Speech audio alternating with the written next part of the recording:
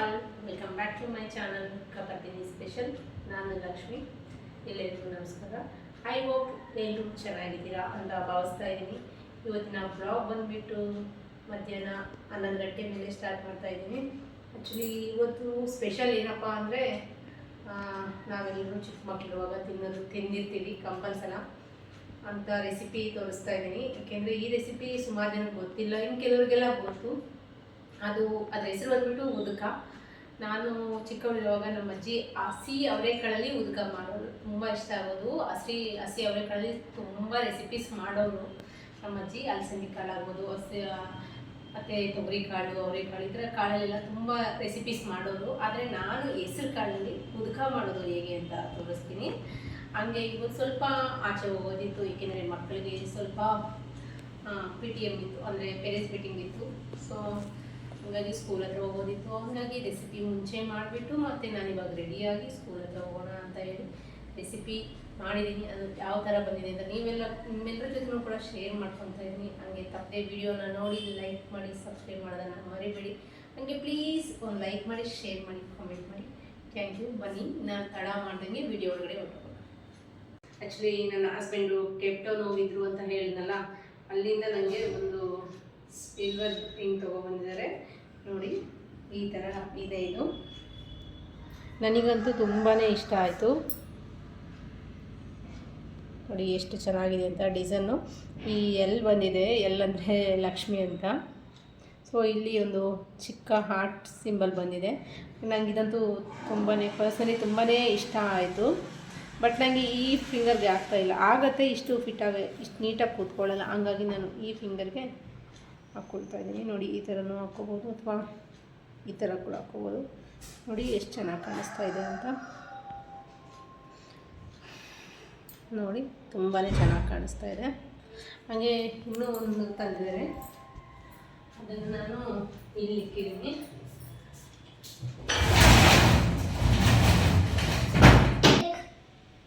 ವಿಚ್ಚೆಗ್ ಏನು ಸ್ವಪ್ನ, ಏನಾಗಿದ್ದು ಹೇಳು. Ostrich egg mummy. ಚೆನ್ನಾಗಿದೆಯಲ್ಲ? ಪಪ್ಪನೆಲ್ಲ ಬೆಳಗ್ಗೆ ತಂದಿದ್ದು. ನೋಡಿ, ನನಗೆ ಇದು ತುಂಬ ಇಷ್ಟ ಆಯಿತು. ಆ್ಯಕ್ಚುಲಿ ಇದು ಈ ಥರ ಇಟ್ಬಿಟ್ರೆ ಶೋಕೇಶಲ್ಲಿ ಆಗ್ಬೋದು, ಅಥವಾ ಟೇಬಲಲ್ಲಾದ್ರೂ ಆಗ್ಬೋದು. ಟೇಬಲ್ ಮೇಲೆ ಎಲ್ಲಾದರೂ ನಾವು ಟಿ ವಿ ಮುಂದೆ ಈ ಥರ ಶೋಗೆ ಚೆನ್ನಾಗಿರುತ್ತೆ. ಇವರಲ್ಲೇ ಏನೋ ಆಟ ಆಡಿರೋದ್ರಿಂದ ಗಿಫ್ಟ್ ಕೊಟ್ಟಿರೋದಂತೆ, ಅಂದರೆ ಟ್ರಿಪ್ ಹೋಗಿದ್ರಲ್ಲ ಅಲ್ಲಿ. ನೋಡಿ ಎಷ್ಟು ಚೆನ್ನಾಗಿದೆ. ಪರ್ಸನಲಿ ನಂಗೆ ತುಂಬ ಇಷ್ಟ ಆಯಿತು ಇದು. ಇದೇ ಥರ ಲಾಸ್ಟ್ ಟೈಮು ಇನ್ನೂ ಒಂದು ತಂದಿದ್ರು, ಅಂದರೆ ನಾನು ಲಾಸ್ಟ್ ಟೈಮ್ ನಿಮಗೆ ತೋರಿಸಿರಲಿಲ್ಲ, ತೋರಿಸ್ತೀನಿ. ಅದು ಕೂಡ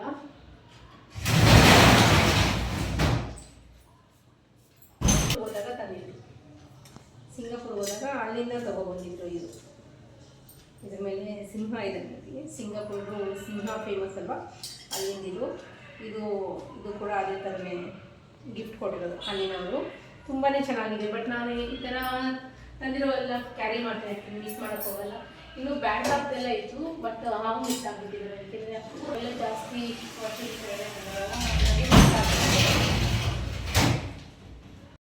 ಇನ್ನು ಉದಕ ಬಂದುಬಿಟ್ಟು ಮಧ್ಯಾಹ್ನ ಅಡುಗೆಗೆ ಅಂತ ಹೇಳಿ ಮಾಡ್ಕೊಳ್ತಾ ಇದ್ದೆ, ಸಾರು, ಉದಕ ಸಾರು. ಇನ್ನು ಇವತ್ತು ಮಕ್ಕಳಿಗೆ ಸ್ಕೂಲು ಕೂಡ ಇರಲಿಲ್ಲ, ಏಕೆಂದರೆ ಇಲ್ಲಿ ಮಳೆ ಜಾಸ್ತಿ ಆಗಿರೋದ್ರಿಂದ ಸ್ಕೂಲ್ ರಜಾ ಕೊಟ್ಟಿದ್ದರು. PTM ಮಾತ್ರ ಇತ್ತು, ಪೇರೆಂಟ್ಸ್ ಮೀಟಿಂಗ್ ಇದ್ದಿದ್ದರಿಂದ ನಾವು ಮಾತ್ರ ಹೋಗಬೇಕಾಗಿತ್ತು. ಇನ್ನು ಮೊದಲಿಗೆ ಹೆಸ್ರು ಕಾಳನ್ನು ತೊಗೊಂಡಿದ್ದೀನಿ. ನೋಡ್ಬೋದು ನೀವು, ನಾನು ಹೆಸ್ರು ಕಾಳು ಜಾಸ್ತಿನೇ ಡಬ್ಬಕ್ಕೆ ಹಾಕಿಕ್ಕಿದ್ದೀನಿ. ಇದೆಲ್ಲ ಯೂಸ್ ಮಾಡ್ತೀನಿ ಅಂತಲ್ಲ, ಜಸ್ಟ್ ಬಾಕ್ಸ್ಗೆ ಹಾಕಿಕ್ಕಿರ್ತೀನಿ. ಇವಾಗ ಮೆಜರ್ಮೆಂಟಲ್ಲಿ ಒಂದು ಕಪ್ ತೊಗೊಂಡ್ಬಿಟ್ಟು ಈ ಕಪ್ಪಲ್ಲಿ ಒಂದು 3/4 ಕಪ್ಪಷ್ಟು ಹೆಸ್ರು ಕಾಳನ್ನು ತೊಗೊಳ್ತಾ ಇದ್ದೀನಿ. ನೀವು ಜನ ನೋಡಿಕೊಂಡು ತೊಗೋಬೋದು. ನಾನು ಮಾಡ್ತಾಯಿರೋ ಕ್ವಾಂಟಿಟಿಯಲ್ಲಿ ಒಂದು 6 ಜನ ಕಂಪ್ಲೀಟಾಗೆ ಒನ್ ಟೈಮ್ ಊಟ ಮಾಡ್ಬೋದು. ಅಷ್ಟು ಮೆಜರ್ಮೆಂಟಲ್ಲಿ ತೋರಿಸ್ತಾ ಇದ್ದೀನಿ. 3/4 ಕಪ್ಪಷ್ಟು ಹೆಸ್ರು ಕಾಳನ್ನು ತೊಗೊಂಡು ಒಂದು ಪಾತ್ರೆಗೆ ಸೇರಿಸ್ಕೋಣ. ಪಾತ್ರೆ ಪ್ರೀ ಹೀಟ್ ಮಾಡ್ಕೊಂಡಿದ್ದೀನಿ ಮುಂಚಿತವಾಗೆ. ಇವಾಗ ಇದಕ್ಕೆ ಸೇರಿಸ್ಕೊಂಡ್ಬಿಟ್ಟು ಸ್ವಿಮ್ಮಲ್ಲೇ ಇಟ್ಕೊಂಡು ಫ್ರೈ ಮಾಡ್ಕೋಬೇಕಾಗತ್ತೆ. ನೋಡಿ, ಕಂದು ಬಣ್ಣ ಬರೋ ತನಕ ನಾನು ಫ್ರೈ ಮಾಡ್ಕೊತಾ ಇದ್ದೀನಿ. ಈ ಥರ ಫ್ರೈ ಮಾಡ್ಕೊಳ್ಳೋದ್ರಿಂದ ಹೆಸ್ರು ಕಾಳು ಬೇಗನೆ ಬೆಂದೋಗುತ್ತೆ. ಹಾಗೆ ಒಂಥರ ಹಸಿ ಸ್ಮೆಲ್ಲಿ ಕೂಡ ಇರೋದಿಲ್ಲ. ಚೆನ್ನಾಗೆ ಫ್ರೈ ಮಾಡ್ಕೋಬೇಕಾಗತ್ತೆ. ನೋಡಿ, ಚೆನ್ನಾಗೆ ಫ್ರೈ ಆಗ್ತಾ ಇದೆ. ಆದಷ್ಟು ಸ್ವಿಮ್ಮಲ್ಲಿ ಇಟ್ಕೊಂಡು ಫ್ರೈ ಮಾಡ್ಕೊಳ್ಳಿ. ನೋಡಿ, ಕಲರು ಕೂಡ ಚೇಂಜ್ ಆಗಿದೆ. ಇಷ್ಟಾದರೆ ಸಾಕಾಗತ್ತೆ. ಇನ್ನು ಇವಾಗ ನಾವು ಡೈರೆಕ್ಟಾಗಿ ಇದಕ್ಕೆ ನೀರನ್ನು ಸೇರಿಸ್ಕೋಣ. ನಾನು 1 ಲೀಟ್ರಷ್ಟು ನೀರನ್ನು ಸೇರಿಸ್ಕೊತಾ ಇದ್ದೀನಿ, ಅಥವಾ ಚೆಂಬು ಮೆಜರ್ಮೆಂಟಲ್ಲಾದರೆ 1 ಚೆಂಬಷ್ಟು ನೀರನ್ನು ಸೇರಿಸ್ಕೋಬೇಕಾಗತ್ತೆ. ಸೇರಿಸ್ಕೊಂಡು ಇವಾಗ ಇದನ್ನು ಕುದಿಸ್ಕೋಬೇಕಾಗುತ್ತೆ. ನಾನು ಪಾತ್ರೆಯಲ್ಲೇ ಕುದಿಸ್ಕೊತಾ ಇದ್ದೀನಿ, ಬೇಯಿಸ್ಕೊತಾ ಇದ್ದೀನಿ ಹೆಸರು ಕಾಳು, ಏಕೆಂದರೆ ಪಾತ್ರೆಯಲ್ಲಿ ಮಾಡ್ಕೊಂಡ್ರೆ ಚೆನ್ನಾಗಿರೋದು. ಹಾಗಾಗಿ ನೋಡಿ ಒಂದು 15 ನಿಮಿಷಕ್ಕೆಲ್ಲ ಈ ಥರ ಬೆಂದಿದೆ. ಇವಾಗ ರುಚಿಗೆ ತಕ್ಕಷ್ಟು ಉಪ್ಪನ್ನು ಸೇರಿಸ್ಕೊಂಡು ಕಾಳು ಬೇಯೋಕ್ಕೆ ನೀರೆಲ್ಲ ಕಮ್ಮಿ ಆಗಿಬಿಟ್ರೆ ಇನ್ನೂ ಸ್ವಲ್ಪ ನೀರನ್ನು ಸೇರಿಸ್ಕೋಬೋದು, ಏನು ಪರವಾಗಿಲ್ಲ. ಇವಾಗ ನನಗೆ ಅಷ್ಟೇ ನೀರು ಸಾಕಾಗುತ್ತೆ. ನನಗೆ 2 ಟೈಮ್ಗೆ ಮಾಡ್ಕೊಳ್ತಾ ಇರೋದು ಈ ಸಾರು. ಹಾಗಾಗಿ ಸ್ವಲ್ಪ ಉಪ್ಪನ್ನು ಸೇರಿಸ್ಕೊಂಡು ರುಚಿಗೆ ತಕ್ಕಷ್ಟು ಇವಾಗಿನ ಸ್ವಲ್ಪ ಹೊತ್ತು ಬೇಯಿಸ್ಕೊಂಡಿದ್ದೀನಿ. ಕಾಳು ಕರೆಕ್ಟಾಗಿ ಬೆಂದಿದೆ, ಇಷ್ಟಾದರೆ ಸಾಕು. ಇವಾಗ ತಡ ಮಾಡ್ದಂಗೆ ಒಂದು ಸ್ಟೇನರ್ಗೆ ಸೇರಿಸ್ಕೊಳ್ಳೋಣ. ನೋಡಿ ಇವಾಗ ಒಂದು ಸ್ಟೇನರ್ಗೆ ಸೇರಿಸ್ಕೊಂಡ್ಬಿಟ್ಟು ಇವಾಗ ಒಂದು ಅದೇ ನೀರನ್ನು ಪಾತ್ರೆಗೆ ಸೇರಿಸ್ಕೊತಾ ಇದ್ದೀನಿ. ಏಕೆಂದರೆ ಈ ನೀರಲ್ಲೇ ನಾವು ಸಾರು ಮಾಡ್ಕೋಬೇಕಾಗತ್ತೆ. ಯಾವುದೇ ಕಾರಣಕ್ಕೂ ತಣ್ಣ ನೀರನ್ನು ಉಪಯೋಗಿಸೋಕೆ ಹೋಗಬಾರ್ದು. ಹಾಗಾಗಿ ನಮಗೆ ನೀರು ಎಷ್ಟು ಬೇಕಾಗುತ್ತೋ ಮುಂಚಿತವಾಗಿ ನಾವು ರೆಡಿ ಮಾಡ್ಕೋಬೇಕಾಗತ್ತೆ, ಕಾಳು ಬೇಯಿಸ್ಕೊಳ್ಳೋಕ್ಕೆ ಸೇರಿಸ್ಕೋಬೇಕಾಗತ್ತೆ. ಇನ್ನು ಈ ಕಡೆ ಮತ್ತೊಂದು ಕಡೆ ಒಂದು ಕಡಾಯನ್ನು ತಗೊಳ್ಳೋಣ. ಕಡಾಯಿಗೆ 1-2 ಚಮಚ ಎಣ್ಣೆಯನ್ನು ಸೇರಿಸ್ಕೊಂಡು ಎಣ್ಣೆ ಬಿಸಿಯಾದ ನಂತರ ಒಂದು ಮೀಡಿಯಮ್ ಸೈಜ್ದು ಬೆಳ್ಳುಳ್ಳಿ, ಹಾಗೆ ಒಂದು ಮೀಡಿಯಮ್ ಸೈಜ್ದು ಈರುಳ್ಳಿಯನ್ನು ಕೂಡ ಸೇರಿಸ್ಕೊಂಡು ಚೆನ್ನಾಗಿ ಫ್ರೈ ಮಾಡ್ಕೊಳ್ಳೋಣ. ನೋಡಿ ಎಣ್ಣೆಯಲ್ಲೇ ಫ್ರೈ ಮಾಡ್ಕೊತಾ ಇದ್ದೀನಿ, ಸ್ವಿಮ್ಮಲ್ಲೇ ಇಟ್ಕೊಂಡು ಫ್ರೈ ಮಾಡ್ಕೊಳ್ಳಿ. ಇನ್ನು ಸ್ವಲ್ಪ ಫ್ರೈ ಆಗಿದ ನಂತರ ಒಂದು 3-4 ನಾನು ಖಾರಕ್ಕೆ ಹಸಿಮೆಣ್ಸಿನ್ಕಾಯಿ ತೊಗೊಂಡ್ಬಿಟ್ಟಿದ್ದೀನಿ. ಇಲ್ಲಿ ಕಂಪ್ಲೀಟಾಗಿ ಒಂದು 8-9 ಹಸಿಮೆಣ್ಸಿನ್ಕಾಯಿ, ಖಾರ ಜಾಸ್ತಿ ಇದ್ದಾವೆ ನೋಡ್ಕೊಂಡು ತೊಗೊಳ್ಳಿ. ಅದನ್ನು ಕೂಡ ಸೇರಿಸ್ಕೊಂಡು ಸ್ವಲ್ಪ ಫ್ರೈ ಮಾಡ್ಕೊಂಡಿದ್ದ ನಂತರ 1 ಇಂಚಷ್ಟು ಶುಂಠಿಯನ್ನು ಸೇರಿಸ್ಕೊತಾ ಇದ್ದೀನಿ. 1 ಇಂಚಷ್ಟು ಶುಂಠಿಯನ್ನು ಸೇರಿಸ್ಕೊಂಡು ಇವಾಗ ಇದನ್ನು ಕೂಡ ಚೆನ್ನಾಗಿ ಫ್ರೈ ಮಾಡ್ಕೋಬೇಕಾಗತ್ತೆ. ಹಾಗೆ 1 ರೆಂಬೆ ಕರಿಬೇವು ಸೊಪ್ಪನ್ನು ಕೂಡ ಸೇರಿಸ್ಕೊಂಡು ಸ್ವಲ್ಪ ಫ್ರೈ ಆದ ನಂತರ ಇವಾಗ ನಾವು ಇದಕ್ಕೆ 2 ನಾಟಿ ಟೊಮೊಟೊ ಹಣ್ಣನ್ನು ಸೇರಿಸ್ಕೊಳ್ಳೋಣ. ನೀವು ಫಾರಮ್ ಟೊಮೊಟೊ ಹಣ್ಣನ್ನು ಉಪಯೋಗಿಸಿದ್ರೆ ಒಂದು ಸ್ವಲ್ಪ ಹುಣಸೆ ಹಣ್ಣನ್ನು ಸೇರಿಸ್ಕೊಳ್ಳಿ. ಆದರೆ ಇದಕ್ಕೆ ನಾಟಿ ಟೊಮೊಟೊ ಹಣ್ಣು ಸೇರಿಸ್ಕೊಳ್ಳೋದ್ರಿಂದ ಸ್ವಲ್ಪ ಡಿಫ್ರೆಂಟ್ ಟೇಸ್ಟ್ ಇರುತ್ತೆ. ಆದಷ್ಟು ನಾಟಿ ಟೊಮೊಟೊ ಉಪಯೋಗಿಸೋಕ್ಕೆ ಟ್ರೈ ಮಾಡಿ. ಹಾಗೆ ನಾನಿಲ್ಲಿ ಜೀರಿಗೆ ನೋಡಿ ಒಂದು ಅರ್ಧ ಚಮಚದಷ್ಟು ಜೀರಿಗೆಯನ್ನು ಸೇರಿಸ್ಕೊತಾ ಇದ್ದೀನಿ. ಹಾಗೆ ಒಂದು 1/4 ಟೀ ಸ್ಪೂನಷ್ಟು ಕಾಳು ಮೆಣಸನ್ನು ಸೇರಿಸ್ಕೊತಾ ಇದ್ದೀನಿ. ತುಂಬಾ ಚೆನ್ನಾಗಿರುತ್ತೆ ಉದ್ಕ. ಒಮ್ಮೆ ಈ ರೀತಿ ಟ್ರೈ ಮಾಡಿ ನೋಡಿ. ಹಾಗೆ ಒಂದು ಚಿಟಿಕೆ ಅಷ್ಟು ಒಂದು 10-15 ಕಾಳಷ್ಟು ಮೆಂತ್ಯವನ್ನು ಸೇರಿಸ್ಕೊತಾ ಇದ್ದೀನಿ. ಮೆಂತ್ಯ ಸ್ಕಿಪ್ ಮಾಡಿದೆ, ಸೇರಿಸ್ಕೊಳ್ಳಿ. ಹಾಗೆ ಒಂದು ಚಿಟಿಕೆಯಷ್ಟು ಸಾಸಿವೆ ಕೂಡ ಸೇರಿಸ್ಕೊತಾ ಇದ್ದೀನಿ. ಸಾಸಿವೆ ಮೆಂತ್ಯ ಜಾಸ್ತಿ ಸೇರಿಸ್ಕೊಂಡ್ರೆ ಕಹಿ ಬಂದುಬಿಡುತ್ತೆ, ಹಾಗಾಗಿ ನೋಡಿಕೊಂಡು ಸೇರಿಸ್ಕೊಳ್ಳಿ. ನಾನೊಂದು ಚಿಟಿಕೆಯಷ್ಟು ಸಾಸಿವೆ, ಒಂದು 10-15 ಮೆಂತ್ಯ ಕಾಳನ್ನು ಸೇರಿಸ್ಕೊಂಡು ಇವಾಗ ನೀಟಾಗಿ ಫ್ರೈ ಮಾಡ್ಕೋಬೇಕಾಗತ್ತೆ. ಇವೆಲ್ಲ ಎಣ್ಣೆಯಲ್ಲಿ ಕಂಪ್ಲೀಟಾಗಿ ಫ್ರೈ ಮಾಡ್ಕೊಳ್ಳೋಣ. ನೋಡಿ ಫ್ರೈ ಆಗ್ತಾ ಇದೆ. ಇವಾಗ ಇದನ್ನು ಕಂಪ್ಲೀಟಾಗಿ ಫ್ರೈ ಆದ ನಂತರ ಸ್ಟವನ್ನು ಆಫ್ ಮಾಡಿಬಿಟ್ಟು ಕಂಪ್ಲೀಟಾಗಿ ತಣ್ಣಗಾಗೋದಕ್ಕೆ ಬಿಡಬೇಕಾಗತ್ತೆ. ಟೊಮೊಟೊ ಈ ಥರನೇ ಸೇರಿಸ್ಕೊಳ್ಳಿ, ಏಕೆಂದರೆ ನಾವು ಕಟ್ ಮಾಡಿ ಸೇರಿಸ್ಕೊಂಡ್ಬಿಟ್ರೆ ಅದು ಬೇರೆಯೇ ಫ್ಲೇವರ್ ಆಗಿಬಿಡುತ್ತೆ. ಹಂಗಾಗ್ಬಿಟ್ಟು ನಾನು ಇದೇ ಥರನೇ ಸೇರಿಸ್ಕೊತೀನಿ. ಒಂದು ವೇಳೆ ನಿಮಗೆ ಟೈಮ್ ಇದ್ದರೆ ನೀವು ಸಪ್ರೇಟಾಗಿ ಬೇಯಿಸ್ಕೋಬೋದು. ಇವಾಗ ಇದಕ್ಕೆ ನಾನು ಡೈರೆಕ್ಟಾಗಿ ಕೊತ್ತಂಬರಿ ಸೊಪ್ಪನ್ನು ಸೇರಿಸ್ಕೊತಾ ಇದ್ದೀನಿ. ನಾನು ಸೊಪ್ಪು ದಂಟು ಎಲ್ಲ ಸೇರಿಸ್ಕೊತಾ ಇದ್ದೀನಿ. ದಂಟು ತುಂಬಾ ಇಂಪಾರ್ಟೆಂಟ್ ಆಗುತ್ತೆ, ಸೇರಿಸ್ಕೊಳ್ಳಿ. ನಿಮಗೆ ಈ ಟೈಮಲ್ಲಿ ಇನ್ನೂ ಸ್ವಲ್ಪ ಬೇಕು ಅಂದರೆ ಧನಿಯಾ ಕೂಡ ಸೇರಿಸ್ಕೋಬೋದು, ಆದರೆ ನಾನು ಧನಿಯನ್ನು ಉಪಯೋಗಿಸಿಲ್ಲ, ಧನಿಯಾ ಕಾಳು. ಹಂಗೆ ಮತ್ತೊಂದು ಕಡೆ ಒಂದು ಕಡಾಯಿಯನ್ನು ತೊಗೋಣ. ಕಡಾಯಿಗೆ ಇವಾಗ ಕಾಳಿಗೆ ಒಗ್ಗರಣೆ ಹಾಕೋಣ ಅಂತ ಹೇಳಿ ಒಂದು ಸ್ವಲ್ಪ ಎಣ್ಣೆಯನ್ನು ಸೇರಿಸ್ಕೊಂಡಿದ್ದೀನಿ. ಎಣ್ಣೆ ಬಿಸಿಯಾದ ನಂತರ ಸಾಸಿವೆ, ಜೀರಿಗೆ, ಕಡಲೆಬೇಳೆ, ಉದ್ದಿನಬೇಳೆಯನ್ನು ಸೇರಿಸ್ಕೊಳ್ಳೋಣ. ಕಡಲೆಬೇಳೆ, ಉದ್ದಿನಬೇಳೆ ಸ್ವಲ್ಪ ಜಾಸ್ತಿನೇ ಸೇರಿಸ್ಕೊಂಡಿದ್ದೀನಿ, ಫ್ಲೇವರ್ ಚೆನ್ನಾಗಿರುತ್ತೆ ಅಂತ ಹೇಳಿ. ಇವಾಗ ಅದೆಲ್ಲ ಗೋಲ್ಡನ್ ಕಲರ್ ಬಂದಿದ ನಂತರ ನಾನು ಒಂದು ಬೆಳ್ಳುಳ್ಳಿ ಜಜ್ಜಿಬಿಟ್ಟು ಸೇರಿಸ್ಕೊತಾ ಇದ್ದೀನಿ. ಇದು ಕೂಡ ಗೋಲ್ಡನ್ ಕಲರ್ ಬರೋ ತನಕ ಫ್ರೈ ಮಾಡ್ಕೋಬೇಕಾಗತ್ತೆ. ಇವಾಗ ಇದು ಫ್ರೈ ಆಗಿದೆ. ಈ ಟೈಮಲ್ಲಿ ನಾವು ಒಂದು ಮೀಡಿಯಮ್ ಸೈಜ್ದು ಈರುಳ್ಳಿ ಸಣ್ಣದಾಗಿ ಹೆಚ್ಚಿ ಸೇರಿಸ್ಕೊತಾ ಇದ್ದೀನಿ. ನೋಡಿ ಸಣ್ಣದಾಗಿ ಕಟ್ ಮಾಡಿ ಸೇರಿಸ್ಕೊತಾ ಇದ್ದೀನಿ. ಇವಾಗ ಚೆನ್ನಾಗಿ ಮಿಕ್ಸ್ ಮಾಡ್ಕೊಂಡಿದ ನಂತರ ನಾನು ಒಂದು ರೆಂಬೆಯನ್ನು ಸೇರಿಸ್ಕೊಂಡಿದ್ದೀನಿ. ಹಂಗೆ 2-3 ಒಣಮೆಣ್ಸಿನ್ಕಾಯಿನ ಸೇರಿಸ್ಕೊಂಡು ಈ ಟೈಮಲ್ಲಿ ನಾವು ಬೇಯಿಸಿ ತಗೊಂಡಿರುವಂಥ ಹೆಸ್ರು ಕಾಳನ್ನು ಸೇರಿಸ್ಕೊಳ್ಳೋಣ. ನೋಡಿ ಮಕ್ಕಳಿಗೆ ಕಾಳು ತುಂಬಾ ಒಳ್ಳೆಯದು ಹೆಲ್ತಿಗೆ. ನೀವು ಯಾವುದೇ ಕಾಳಲ್ಲೂ ಬೇಕಾದ್ರೂ ಉದ್ಕ ಮಾಡ್ಕೋಬೋದು, ಆದರೆ ಹೆಸ್ರು ಕಾಳಲ್ಲಂತೂ ತುಂಬಾ ಚೆನ್ನಾಗಿರುತ್ತೆ. ಹಾಗಾಗಿ ನಾನು ಹೆಸ್ರು ಕಾಳಲ್ಲೇ ಮಾಡ್ಕೊಳ್ತೀನಿ ಆವಾಗವಾಗ. ಇನ್ನು ಕಾಳದ ಮೇಲೆ ನಾನು ಹಸಿ ಕಾಯಿ ತುರಿಯನ್ನು ಸೇರಿಸ್ಕೊತಾ ಇದ್ದೀನಿ. 1 ಕಪ್ಪಷ್ಟು ಹಸಿ ಕಾಯಿ ತುರಿಯನ್ನು ಸೇರಿಸ್ಕೊತಾ ಇದ್ದೀನಿ. ನೀವು ಒಣ ಕೊಬ್ಬರಿ ತುರಿ ಕೂಡ ಸೇರಿಸ್ಕೋಬೋದು, ಆದರೆ ಹಸಿ ಕಾಯಿ ತುರಿ ತುಂಬ ಚೆನ್ನಾಗಿರುತ್ತೆ ಅಂತ ಹೇಳಿ ಹಸಿ ಕಾಯಿ ತುರಿಯನ್ನು ಉಪಯೋಗಿಸ್ತೀನಿ. ಇನ್ನು ನಾವು ಯಾವ ಪಾತ್ರೆಯಲ್ಲಿ ಕಾಳು ಬೇಯಿಸ್ಕೊಂಡಿದ್ವೋ ಅದೇ ಪಾತ್ರೆಯಲ್ಲಿ ಸಾರಿಗೆ ಒಗ್ಗರಣೆ ಕೊಡೋಣ. ಮೊದಲಿಗೆ ಒಂದು ಪಾತ್ರೆಯಲ್ಲಿ ಎಣ್ಣೆ ಸೇರಿಸ್ಕೊಳ್ಳೋಣ. ಎಣ್ಣೆ ಬಿಸಿ ನಂತರ ಸಾಸಿವೆ, ಸ್ವಲ್ಪ ಜೀರಿಗೆಯನ್ನು ಸೇರಿಸ್ಕೊಂಡು ಮತ್ತು ಒಂದು ಈರುಳ್ಳಿಯನ್ನು ಈ ಥರ ಸ್ಲೈಸಸ್ ಆಗಿ ಕಟ್ ಮಾಡಿ ಸೇರಿಸ್ಕೊತಾ ಇದ್ದೀನಿ. ಹಾಗೆ 1 ರೆಂಬೆ ಕರಿಬೇವು ಸೊಪ್ಪು, 2 ಒಣಮೆಣ್ಸಿನ್ಕಾಯಿನ ಸೇರಿಸ್ಕೊಂಡು ಚೆನ್ನಾಗಿ ಫ್ರೈ ಮಾಡ್ಕೊಳ್ಳೋಣ. ಚೆನ್ನಾಗಿ ಫ್ರೈ ಆಗ್ತಾ ಇರಲಿ. ಮತ್ತೊಂದು ಕಡೆ ನಾವು ಕಂಪ್ಲೀಟಾಗಿ ತಣ್ಣಗಾಗಿರುವಂಥ ಮಸಾಲೆಯನ್ನು ಮಿಕ್ಸರ್ ಜಾರ್ಗೆ ಸೇರಿಸ್ಕೊಳ್ಳೋಣ.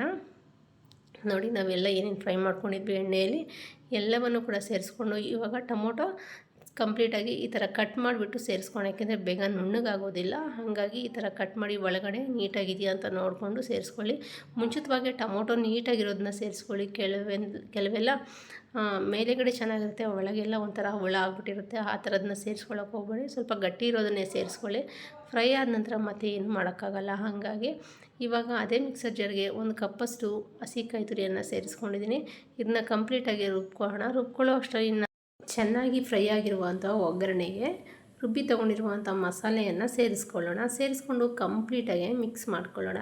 ನೋಡಿ, ಕಂಪ್ಲೀಟಾಗಿ ಮಿಕ್ಸ್ ಮಾಡ್ಕೊಂಡಿದ್ದೀನಿ. ಇವಾಗ ರುಚಿಗೆ ತಕ್ಕಷ್ಟು ಉಪ್ಪನ್ನು ಸೇರಿಸ್ಕೊಂಡು ಮತ್ತೊಮ್ಮೆ ನೀಟಾಗಿ ಮಿಕ್ಸ್ ಮಾಡಿಕೊಂಡು ಹಾಗೆ ಖಾರಕ್ಕೆ ಅಚ್ಕಾರದ ಪುಡಿಯನ್ನು ಸ್ವಲ್ಪ ಸೇರಿಸ್ಕೊತಾ ಇದ್ದೀನಿ. ನಾನು ಸ್ವಲ್ಪ ಖಾರ ಕಮ್ಮಿ ಆಗಿತ್ತು, ಹಾಗಾಗಿ ಒಂದು ಸ್ವಲ್ಪ ಖಾರಕ್ಕೆ ಅಚ್ಕಾರದ ಪುಡಿಯನ್ನು ಸೇರಿಸ್ಕೊಂಡು ನೀಟಾಗಿ ಮಿಕ್ಸ್ ಮಾಡಿಬಿಟ್ಟು ಇವಾಗ ಕಂಪ್ಲೀಟಾಗಿ ಹಸಿ ಸ್ಮೆಲ್ ಹೋಗೋ ತನಕ ನಾನು ಬೇಯಿಸ್ಕೊಂಡಿದ್ದೀನಿ. ಅದು ಬೇಯಿಸ್ಕೊಂಡಿರೋ ಸ್ವಲ್ಪ ವೀಡಿಯೋ ಸ್ಕಿಪ್ ಆಗಿದೆ. ಚೆನ್ನಾಗಿ ಬೇಯಿಸ್ಕೊಂಡಿದ್ದ ನಂತರ ನೆಕ್ಸ್ಟ್ ನಾವು ಕಾಳು ಬೇಯಿಸ್ಕೊಂಡಿರುವಂಥ ನೀರನ್ನು ಸೇರಿಸ್ಕೋಬೇಕಾಗತ್ತೆ. ನೋಡಿ, ಕಾಳು ಬೇಯಿಸ್ಕೊಂಡಿರುವಂಥ ನೀರನ್ನು ಸೇರಿಸ್ಕೊಂಡ್ಬಿಟ್ಟು ನೀಟಾಗಿ ಇವಾಗ ಕುದಿಸ್ಕೊಳ್ಳೋಣ. ಚೆನ್ನಾಗಿ ಕುದೀತಾ ಇದೆ. ಇಷ್ಟಾದರೆ ಸಾಕಾಗತ್ತೆ. ನೋಡಿದ್ರಲ್ಲ, ಉದಕ ರೆಡಿ ಆಗೋಯಿತು. ಇನ್ನು ಕಾಳು ಪಲ್ಯ ಕೂಡ ರೆಡಿಯಾಗಿದೆ. ನಾನು ಇದಕ್ಕೆ ಒಂದು ಸೈಡಲ್ಲಿ ಬಿಸಿ ರಾಗಿ ಮುದ್ದೆಯನ್ನು ಮಾಡ್ಕೊಂಡಿದ್ದೆ. ಉದಕಾಗೆ ಒಳ್ಳೆ ಕಾಂಬಿನೇಷನ್ ಅಂದರೆ ರಾಗಿ ಮುದ್ದೆ ಮಾಡ್ಕೊಂಡ್ಬಿಟ್ಟು ಅದಕ್ಕೆ ಉದಕ ಸಾರನ್ನು ಸರ್ವ್ ಮಾಡ್ಕೊತಾ ಇದ್ದೀನಿ. ನೋಡ್ಬೋದು ನೀವು. ಇದಕ್ಕೆ ಸ್ವಲ್ಪ ಕಾಳು ಪಲ್ಯವನ್ನು ಸೇರಿಸ್ಕೊಂಡು ಮುದ್ದೆ ಸ್ವಲ್ಪ ಹೋಲ್ ಮಾಡಿಬಿಟ್ಟು ಅದಕ್ಕೆ ತುಪ್ಪವನ್ನು ಸೇರಿಸ್ಕೊಳ್ತಾ ಇದ್ದೀನಿ. ಈ ಥರ ಮಕ್ಕಳಿಗೆ ಕೊಟ್ಟರೆ ವಾರಕ್ಕೊಂದು ಸಲ ಕೊಟ್ಟರು ಸಾಕು. ತುಂಬಾ ಹೆಲ್ದಿ ರೆಸಿಪಿ ಅಂತ ಹೇಳ್ಬೋದು. ತುಂಬಾ ಸ್ಟ್ರೆಂತು ಕೂಡ ತುಂಬಾ ಚೆನ್ನಾಗಿರುತ್ತೆ. ಒಮ್ಮೆ ತಪ್ಪದೆ ನೀವು ಟ್ರೈ ಮಾಡಿ ನೋಡಿ, ಹೇಗೆ ಬಂದಿದೆ ಅಂತ ಕಮೆಂಟ್ ಮಾಡಿ. ಹಾಗೆ ನಾನು ಬ್ಲಾಗ್ಸಲ್ಲೆಲ್ಲ ಶಾರ್ಟ್ಸಲ್ಲೆಲ್ಲ ನಾನು ನನ್ನ ಹಸ್ಬೆಂಡು ಸೌತ್ ಆಫ್ರಿಕಾ ಹೋಗಿದ್ದ ವೀಡಿಯೋಸನ್ನು ಶಾರ್ಟಲ್ಲಿ ಸೇರಿಸ್ತಾ ಇದ್ದೀನಿ. ಖಂಡಿತ ನೋಡಿ, ಲೈಕ್ ಮಾಡಿ. ಹಾಗೆ ಇನ್ನು ನಾನು ಸ್ಕೂಲ್ ಹತ್ರ ಹೋಗಿ ಬಂದಮೇಲೆ ಬಟ್ಟೆ ಸ್ವಲ್ಪ ಐರನ್ ಮಾಡೋದಿತ್ತು, ಅದನ್ನು ಕೂಡ ಐರನ್ ಮಾಡಿಕೊಂಡು ಹಾಗೆ ಸನ್ರೈಸ್ ವೀಡಿಯೋಸ್ ಎಲ್ಲ ಇದರಲ್ಲೇ ಬ್ಲಾಗಲ್ಲಿ ಹಾಕಿದ್ದೀನಿ. ಹಾಗೆ ಶಾರ್ಟ್ಸಲ್ಲೂ ಕೂಡ ಹಾಕ್ತಾಯಿದ್ದೀನಿ. ತಪ್ಪದೆ ಕಾಮೆಂಟ್ ಮಾಡಿ, ಲೈಕ್ ಮಾಡಿ, ಶೇರ್ ಮಾಡಿ. ಹಾಗೆ ವಿಡಿಯೋ ಕೊನೆ ತನಕ ನೋಡಿ. ಆವಾಗ ನಿಮಗೂ ಕೂಡ ಈ ಉದಕ ರೆಸಿಪಿ ಕಂಪ್ಲೀಟ್ ವಿಡಿಯೋ ನಿಮಗೂ ಕೂಡ ಗೊತ್ತಾಗುತ್ತೆ. ಉದಕ ಮಾಡೋದು ಹೇಗೆ ಅಂತ. ಉದಕ ಅಂತೂ ತುಂಬಾ ಚೆನ್ನಾಗಿತ್ತು ಅಂತ ಹೇಳ್ಬೋದು.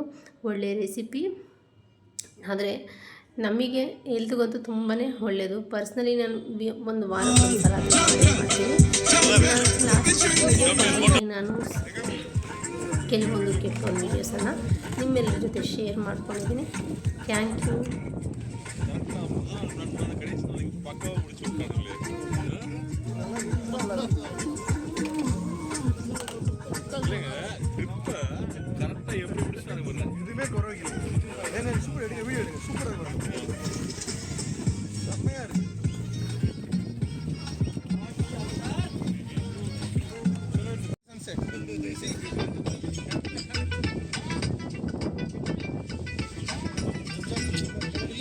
కావాలని పంపించారు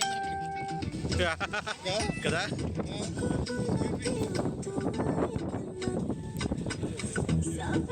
फिर भी बादल छाए क्यों